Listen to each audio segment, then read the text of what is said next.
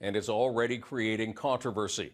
Conservative senators on the committee are recommending that the government look at certifying imams, something that critics say unfairly targets the Muslim faith.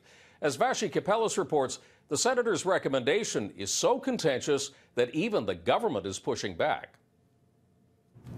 This report makes 25 recommendations to prevent terrorism and counter extremism, but one jumps out. Investigate the options that are available for the training and certification of imams in Canada.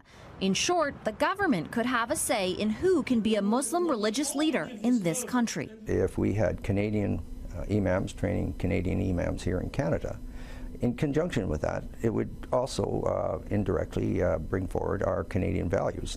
Conservative Senator Daniel Lang chairs the committee behind the report. It identifies 318 radicalized Canadians.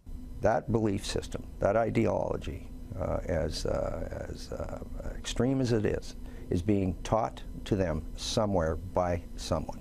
Lang says the recommendation came from testimony heard during committee hearings, but not everyone agrees. 3 Liberal senators on the committee didn't sign off on the final report. Why would we tell one religious group that they have to have a seminary process and not deal with all religious groups? Ihsaan Gardee heads the National Council of Muslim Canadians. The initial reaction was profound disappointment. You're limiting the scope of the discussion. Is it targeting the Muslim community? What's your response? Not at all. It's the exact opposite.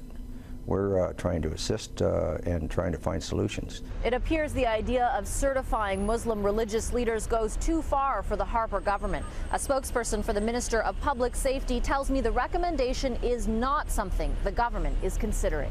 Gardee says he's encouraged to hear it, but it feeds into this us versus them narrative, really. And that could actually also give legitimacy and credibility to the ideology of violent extremists, who can then point to this and say, see, you know what, you're trying to integrate, you try and be involved, but you will never be a part of the society. The report also suggests barring known radicals from Canada, outlawing membership in a terrorist group, and helping families deal with radicalized children.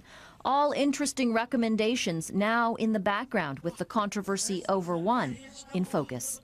Vashi Kapelos, Global News, Ottawa.